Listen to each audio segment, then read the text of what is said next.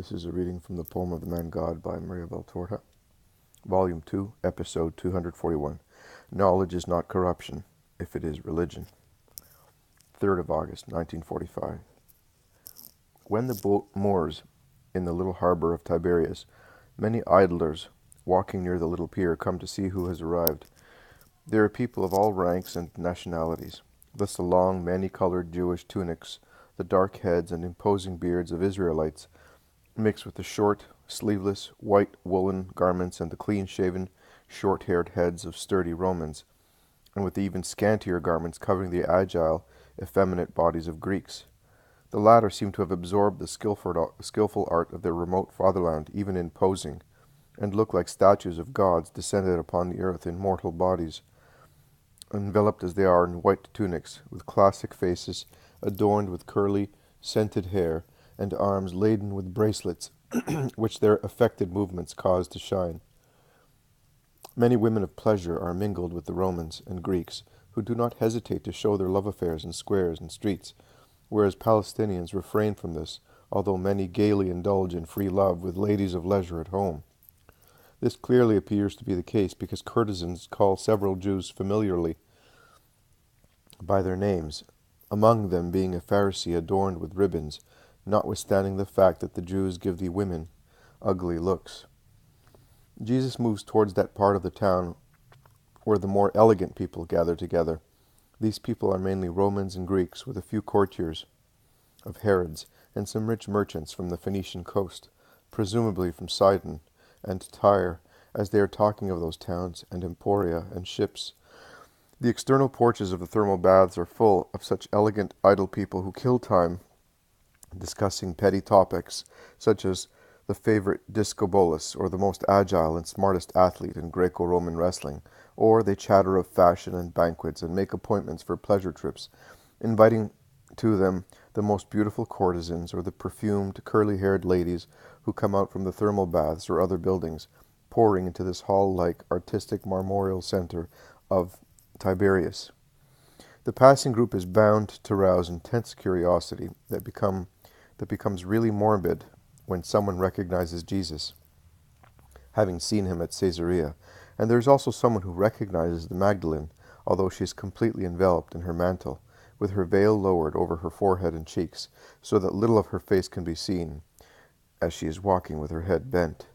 "It's the Nazarene who cured Valeria's daughter," says a Roman. "I would love to see a miracle." Another Roman replies to him, "I would like to hear him speak. They say he is a great philosopher. Shall we ask him to speak?" asks a Greek. "Don't interfere, Theodate. His head is in the clouds, and he talks accordingly. A tragedian would like him for satire," replies another Greek. "Don't become impatient, Aristobulus. He is apparently descending from the clouds, and is discussing sound arguments. See how many lovely young women he has got with him," exclaims a Roman jokingly. "But that is Mary Magdalene," shouts a Greek, who then calls, "Lucius, Cornelius, Titus, look, Mary is over there." "It's not her. Mary like that? Are you drunk?" "It is Mary, I'm telling you. She cannot deceive me, even if she is not disguised. Even if she is so disguised."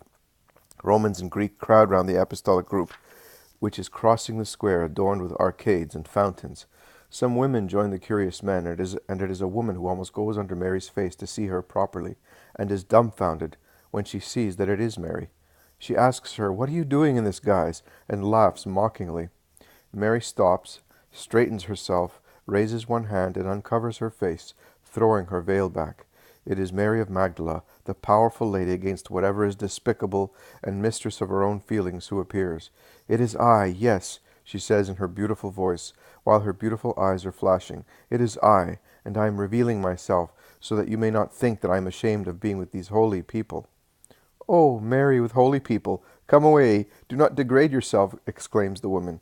"I have been degraded up till now, but not now." "Are you mad, or is it a whim?" she replies.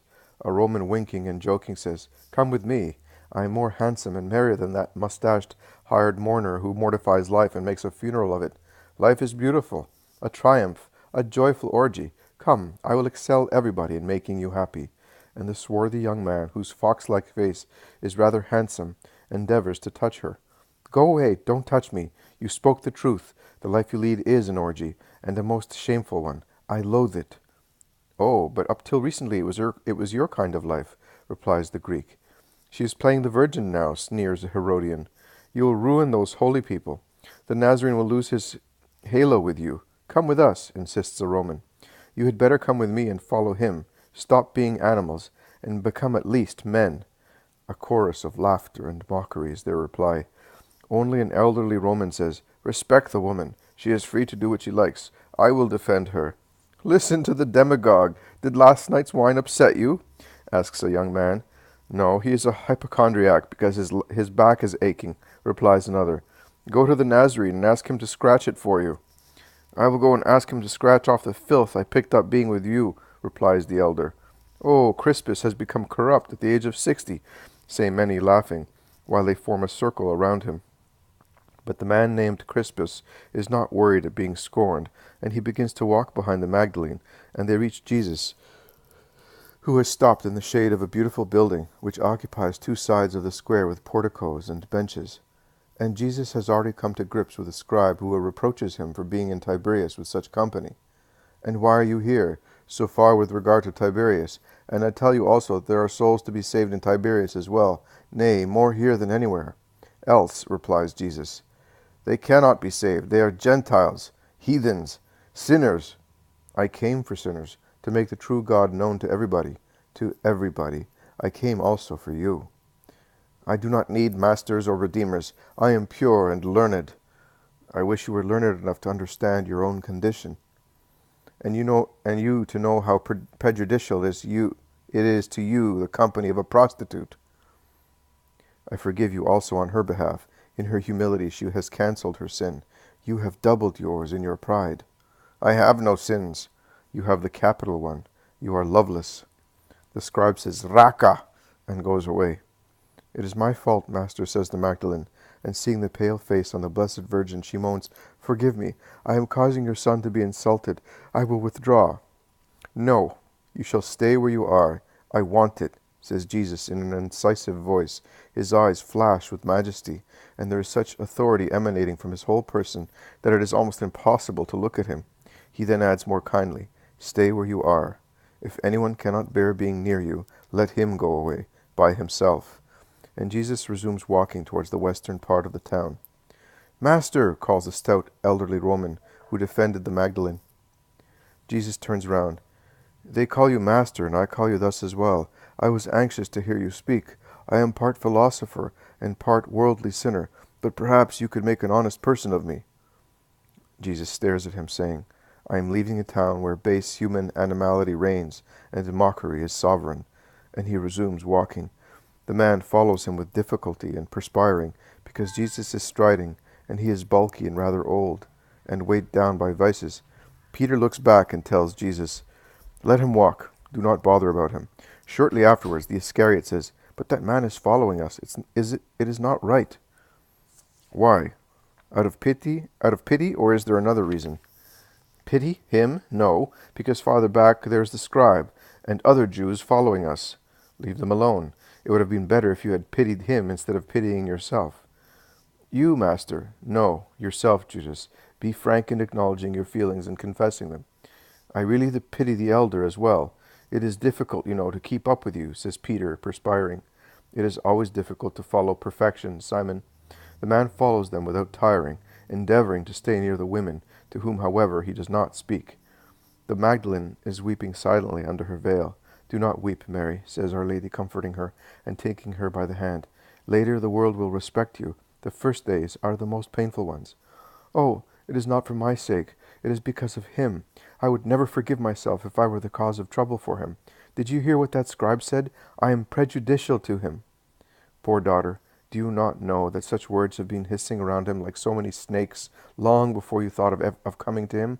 Simon told me that they accused him of that even last year, because he cured a woman leper, once a sinner, whom he saw only when he worked the miracle, and never again, and was older than I am, and I am his mother. Do you not know that he had to come away from the clear water, because a poor sister of yours had gone there to be redeemed? How can they accuse him if he is without sin? By telling lies. And where do they find them? In his mission among men. His good deed is used as evidence of his sin. Whatever my son should do, they would always consider it a sin. If he retired to a hermitage, he would be guilty of neglecting the people of God. If he comes among people, he is guilty of doing that. He is always guilty as far as they are concerned. Then they are hatefully wicked.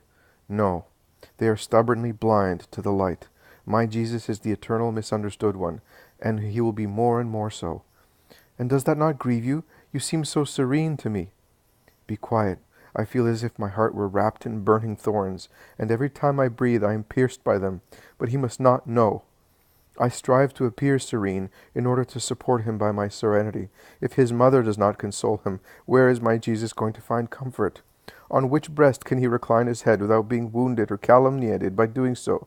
It is only fair that I, forgetting the thorns that rend my heart and the tears that I drink in my hours of solitude, should lay a soft, loving mantle, a smile at any cost, to leave him quieter, until the wave of hatred will be such that nothing will be of any avail, not even the love of his mother. 2 tears streamed down Mary's pale face. The 2 sisters, deeply moved, look at her. But we are here, and we love him. Then the apostles, says Martha to comfort her. Yes, you are here, and he has the apostles. They are still much inferior to their task, and my grief is deeper because I know that he is aware of everything. So he knows that I am willing to obey, even to the extent of immolating myself, if necessary? Asks the Magdalene. He does. You are a great joy for him on his hard way. Oh, mother! And the Magdalene takes Mary's hand and kisses it effusively.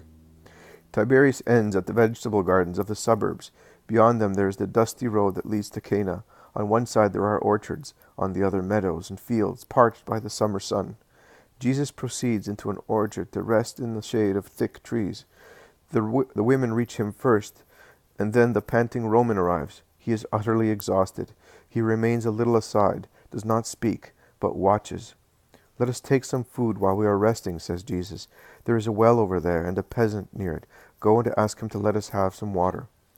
John and Thaddeus go. They come back with a pitcher dripping water, followed by the peasant who offers some wonderful figs. May God reward you with good health and a rich harvest. May God protect you. You are the master, are you not? I am. Will you be speaking here? There is no one here who wants me to speak. I do, master. I wish it more than I wish water, which is so good when one is thirsty, shouts the Roman. Are you thirsty? Yes, very. I have followed you from town. Fountains of cool water are not lacking in Tiberias. Do not misunderstand me, master, or feign to misinterpret me. I have followed you to hear you speak. Why? I do not know why or how. It happened seeing her, and he points at the Magdalene. I do not know. Something said to me, he will tell you what you do not yet know. And I came. Give the man some water and figs, that he may refresh his body. And what about my mind? Minds are refreshed by the truth.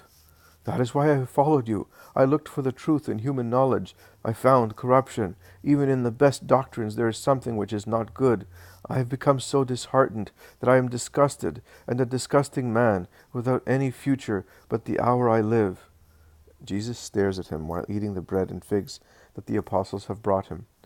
The meal is soon over.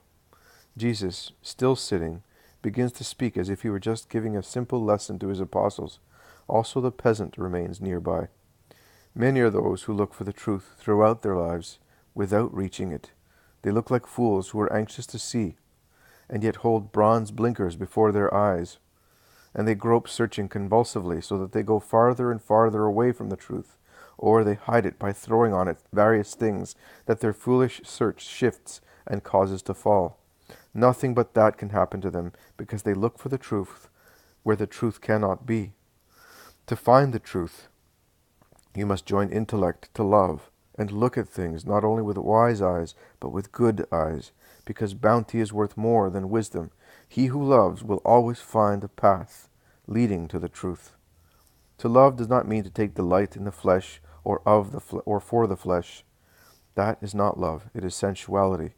Love is affection from soul to soul, from superior part to superior part, so that man does not see in his companion a slave, but the mother of his children, and nothing else. That is, the half that forms with man a whole, capable of procreating life, or more lives. that is, the companion, who is the mother and sister and daughter of man, who is weaker than a newborn baby, or stronger than a lion, according to circumstances, and who as mother, sister, and daughter is to be loved with confident, protective respect.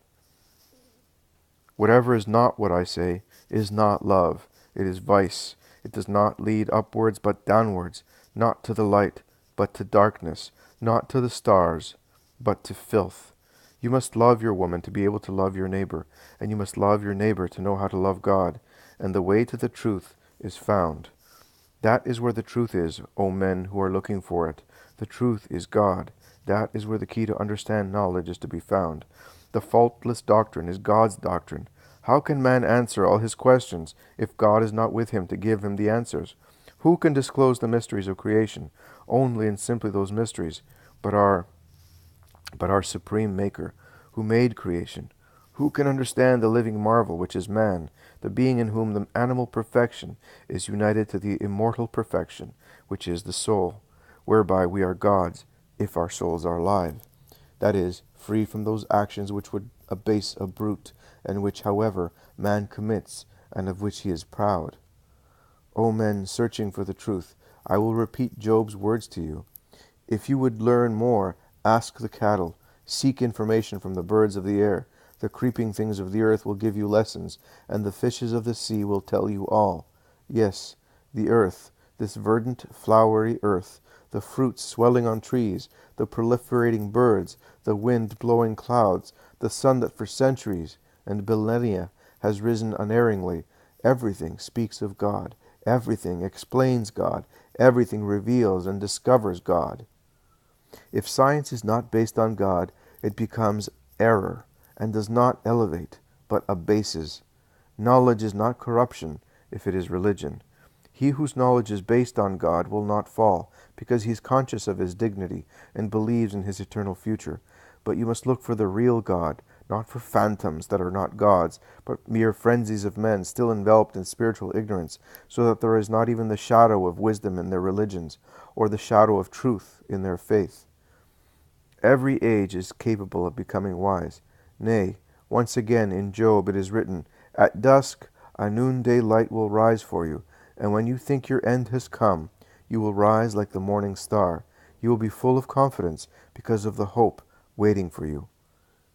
Goodwill is sufficient to find the truth, which sooner or later will be found. But once it has been found, woe to those who do not follow it, but imitate the obstinate people of Israel, who, although already in possession of the thread to find God, that is, everything written in the book about me, will not surrender to the truth.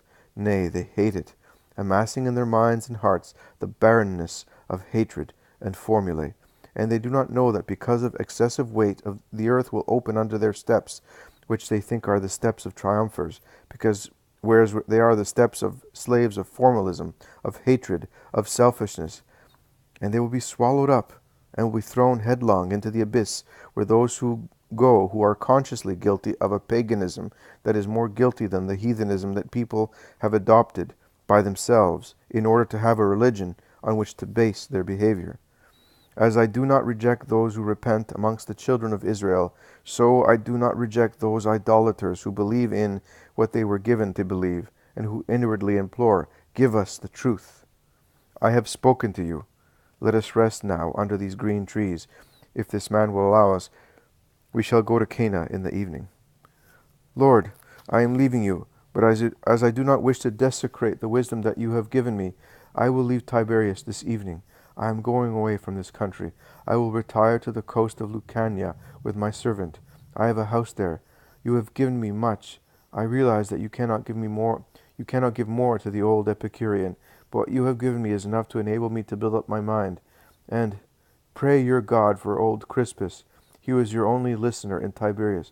Pray that I may hear you again before Libitina, ancient Roman goddess of sepulchres, whose name was used by Latin poets as synonymous with death.